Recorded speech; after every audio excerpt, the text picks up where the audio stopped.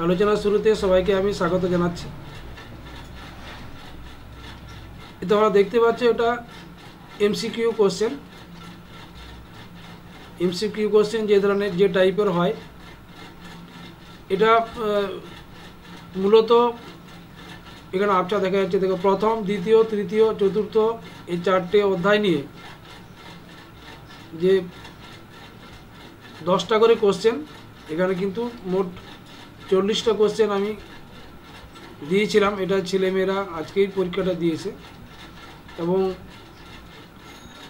তারা সর্বোচ্চ নাম্বার 32টা তারা করতে পেরেছে, 8টা করতে পারেনি। যাই হোক, মোটামুটি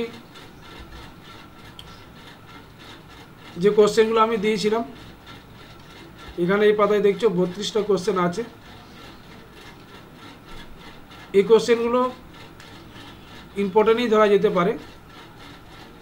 এই চারটে অধ্যায়ের প্রথম, দ্বিতীয়, তৃতীয় এবং চতুর্থ অধ্যায়, এই চারটে অধ্যায় থেকে আমি বেছে বেছে কিছু কোশ্চেন যেগুলো করে দিয়েছিলাম, এগুলো যারা আমার ভিডিওগুলো দেখো, এগুলো তোমরা একটু দেখে নেবে, হয়তো তোমাদেরও কাজে লাগতে পারে। কাজে তো লাগবেই, কারণ এগুলো তো সিলেবাসের বাইরে নয়, তাই প্রত্যেকের দেখে নেওয়া উচিত। এখানে আমি দেখো দিয়েছিলাম, যেটা প্রথমে চিপকো আন্দোলন হয়েছিল, চারটে অপশন দিয়েছিলাম: 1874, 1985, 1974, 1975। এখানে উত্তরটা হবে 1974 করেছে। 1874 100 বছর পিছিয়ে গেছে। এই চিপকো আন্দোলন আছে, দেখবে ওখানে নর্মদা বাঁচাও আন্দোলন আছে, মেধা পাটেকরের আপ্পিকো আন্দোলন আছে। এগুলো সালগুলো অবশ্যই দেখে রাখবে প্রত্যেকেই। এবং এই অধ্যায়ের যেমন গ্রন্থগুলো আছে বিভিন্ন, যেমন গতবারে নদিয়া কাহিনী কার লেখা, এই ধরনের বই দিয়েছিল, ওই ধরনের বইগুলো দেখবে লেখা আছে। তারপরে প্রাকৃতিক পরিবেশ সংক্রান্ত যেমন বইগুলো, যে রেচেল কার্সন বলে একজন আছে, এই যে কি বা এই অধ্যায়ের পত্রিকাগুলো পাবে, দেখবে পত্রিকাগুলোর সম্পাদক কারা, কে কোন পত্রিকা সম্পাদনা করতেন, এই ধরনের বিষয়গুলো যেগুলো বললাম, এগুলো একটু দেখবে, অনেকটা কাজে লাগবে।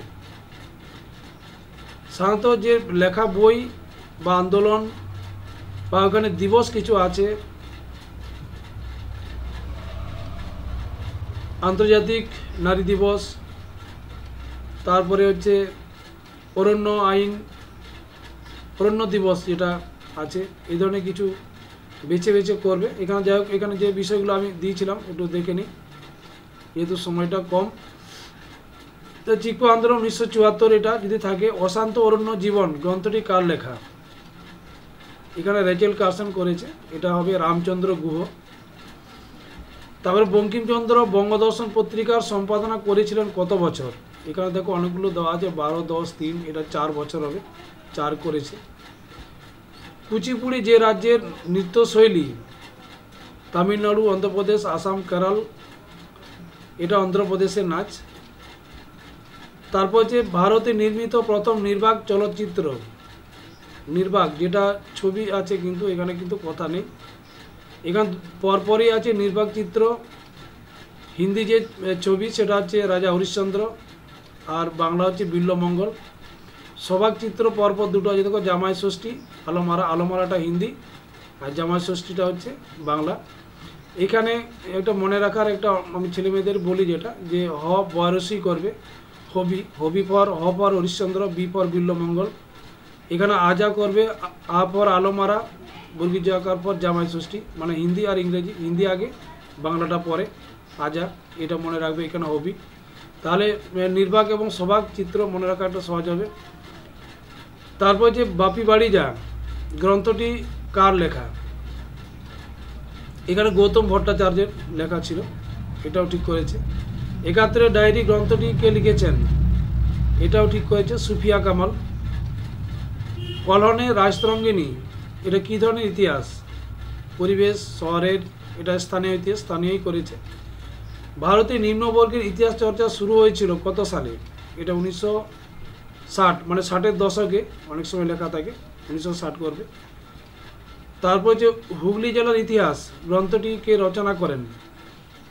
এই ধরনের বইগুলো অনেক সময় দিচ্ছে মাধ্যমিক পরীক্ষায়। এটা হবে সুধীর কুমার মিত্র, এটা নিহারঞ্জন রায় করেছে, এটা ভুল করেছে।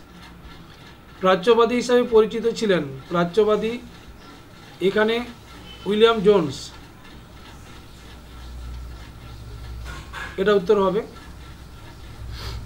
বাকিগুলো কিন্তু প্রত্যেকেই পাশ্চাত্যবাদী ছিলেন। হিন্দু পেট্রিয়ট পত্রিকার প্রথম সম্পাদক হচ্ছে গিরিশচন্দ্র ঘোষ, পরে হরিশ্চন্দ্র মুখোপাধ্যায় এটা সম্পাদনা করেছিলেন, এটাও ঠিক আছে। সাধারণ জনশিক্ষা কমিটি কবে গঠিত হয়েছিল? এটা 1823। হুতম পেচার নকশায় প্রথম প্রকাশিত নকশা, এটা হবে যে রথ, চড়ক, রাসলীলা, দুর্গোৎসবের চড়ক হবে, চড়কই করেছে। তারপর যে নীলদর্পণ নাটকটি প্রথম অভিনীত হয়, কোথায় অভিনীত হয়েছিল? এটা ঢাকাতেই প্রথম অভিনীত হয়েছিল।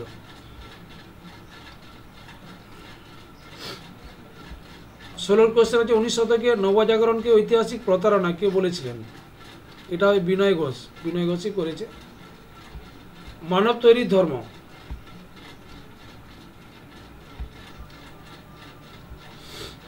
ইংরেজিতে আছে ম্যান মেকিং রিলিজিয়ন, এটা দ্বিতীয় অধ্যায়ের 10টা করে করা আছে। স্বামী বিবেকানন্দ হবে। রামকৃষ্ণ তো যতমত আর সর্বসমন্বয় ধর্ম, এটা রামকৃষ্ণ, এটা যদি man making religion Swami Vivekananda. তারপরে বাংলায় প্রথম বিধবা বিবাহ অনুষ্ঠিত হয় কত সালে? এটা 1856, 7ই ডিসেম্বর। সংস্কৃত কলেজের অধ্যাপক শ্রীশচন্দ্র বিদ্যারত্নের সঙ্গে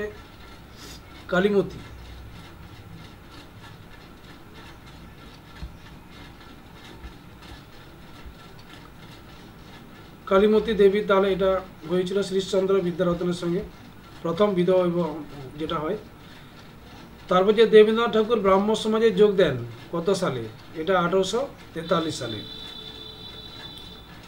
ব্রাহ্মণ যে সমাজ শুরু করেছিলেন দেবেন্দ্রনাথ ঠাকুর, তারপরে যোগদান করেন, তার মৃত্যুর পরে ব্রাহ্ম সমাজের দায়িত্বভার গ্রহণ করেছিলেন।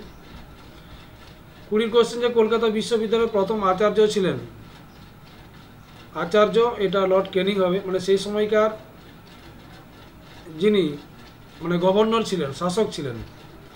বাকি যদি বলা হতো উপাচার্য, প্রথম হলে স্যার জেমস উইলিয়াম কোলভিল, আর ভারতীয়দের মধ্যে প্রথম হলে স্যার গুরুদাস বন্দ্যোপাধ্যায়, এটা উপাচার্য হলে। কিন্তু যেহেতু এখানে আচার্য চাওয়া হয়েছে, তার লর্ড ক্যানিং, এটাও ঠিকই করেছে। ড্রায়াটিক ব্রান্ডিস বন বিভাগের বিশারদ ছিলেন, কোথাকার লোক ছিল? এটা জার্মানির, ইংল্যান্ড করেছে, এটা ভুল করে জার্মানির হবে। ভারতে বন বিভাগের সূচনা হয় কত সালে? এটা 1864 সালে। তারপরে প্রথম অরণ্য আইন, এটা 1865, তারপর 1870, এভাবে আছে। সাতপুরা অঞ্চলে দেখা দিয়েছিল কোন বিদ্রোহ? এগুলো কিন্তু কোনোটাই চুয়াড় বিদ্রোহ মেদিনীপুর বাঁকুড়া, মুন্ডা বিদ্রোহ রাঁচি, কোল বিদ্রোহ ওখানেই হয়েছিল, এখানে ভিল বিদ্রোহ হবে। ঠিক আছে, এটা ভুল করেছে। ছোটনাগপুর প্রজাস্বত্ব আইন পাস হয় 1908 সালে, যেটা খুদকাঠির প্রথা ছিল, যেটা আইনি আবার স্বীকৃতি পেয়েছিল, যৌথ মালিকানা মুন্ডা সমাজের। পরের কোশ্চেন হচ্ছে নীল কমিশন কবে গঠিত হয়েছিল? 1860-এ। তারপর 1862-তে নীল আইন, নীল চাষ তারপরে বন্ধ হয়েছিল 62-তে। প্রথম চুয়াড় বিদ্রোহ নেতৃত্ব দিয়েছিলেন, মানে চুয়াড় বিদ্রোহ দুটো পর্যায়ে হয়েছিল। প্রথম পর্যায়ে যেটা ছিল জগন্নাথ সিং হবে, দুর্জন সিং, অচল সিং এরা ছিল, লাল সিং এরাও ছিল, কিন্তু এরা দ্বিতীয় পর্যায়ের আন্দোলনের সঙ্গে যুক্ত ছিল। তাহলে প্রথম পর্যায়ে এখানে চাওয়া হয়েছে জগন্নাথ সিংটাই উত্তর হবে, এটা ঠিক করেছে। 1878 সালে অরণ্য আইনে অরণ্যকে ভাগ করা হয় 3টি স্তরে, এটাও ঠিক আছে। চাইবাসার যুদ্ধে পরাজিত হয়, কোলরা পরাজিত হয়েছিল। বাংলায় ওয়াহাবি আন্দোলনের সময় গভর্নর ছিলেন, এটা লর্ড বেন্টিং, যেটা 1829 সালের কাছাকাছি সতীদাহ প্রথা সময় যিনি ছিলেন। তারপর যে প্রকৃতভাবে নীল বিদ্রোহ ছিল একটি সামন্ততান্ত্রিক বিদ্রোহ, কি বিদ্রোহ ছিল? এটা কৃষক বিদ্রোহ ছিল, নীল বিদ্রোহ। তারপর যে ল্যান্ড হোল্ডার্স সোসাইটি বা জমিদার সভার সভাপতি প্রথম কে ছিলেন? রাধাকান্ত দেব ছিল।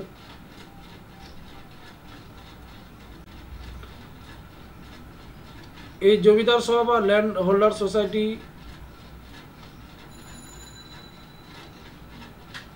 বা ভারত সভা, যে রাজনৈতিক সংগঠনগুলো আছে বা যে শ্রমিক সংগঠন আছে, সেই সভাপতি সম্পাদক, এই নামগুলো আমি একটা ভিডিও করেছি, দেখবে পাবে।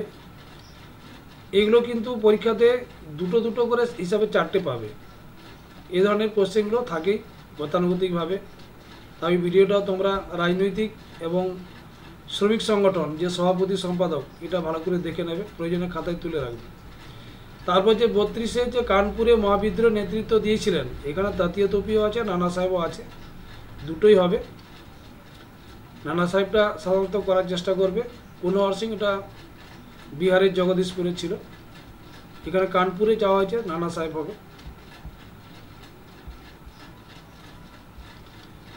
33 নম্বরে যেটা ছিল, দেখো সিপাহী বিদ্রোহ প্রথম হয়েছিল, এটা কিন্তু 26-এ যেটা ফেব্রুয়ারি আছে, 29-এ মার্চ ব্যারাকপুরে মঙ্গল পাণ্ডে, প্রথম কিন্তু হয়েছিল এই বহরমপুরে, আর উল্লেখযোগ্যভাবে হয়েছিল 10 মে মিরাটে 1857। তার মানে বহরমপুরটাই উত্তর হবে, বহরমপুরটাই করেছে 26 ফেব্রুয়ারি 1857। তারপর যে সিপাহী বিদ্রোহকে সামন্ত শ্রেণীর বিদ্রোহ কে বলেছেন? রমেশচন্দ্র মজুমদার। সামন্ত প্রভুদের মৃত্যুকালীন আর্তনাদ যেটা বলেছিলেন রমেশচন্দ্র মজুমদার। তারপর যে 35-এ চৈত্র মেলা হিন্দু মেলা রূপে পরিচিত হয়, এটা ধাঁধার মতো কোশ্চেন একটা। এটা কিন্তু যে সময় চৈত্র মেলাটা গঠিত হয়েছিল 1867, এটা কিন্তু ওই সালটাই করতে হবে। এটা মনে হতে পারে 70 বা 72 পরবর্তী সময়ে যে 3টে নাম, চৈত্র মেলা, জাতীয় মেলা, হিন্দু মেলা, যাই থাক, এটা কিন্তু 1867 সালটাই করতে হবে। তারপর যে মহারানী ঘোষণাপত্র ঘোষিত হয়েছিল 1858, তারিখ চাওয়া হয়েছে, কত তারিখ হবে না? 1 নভেম্বর। লর্ড ক্যানিং এলাহাবাদে রাজদরবারে যেটা ঘোষণাপত্রটি পাঠ করেছিলেন।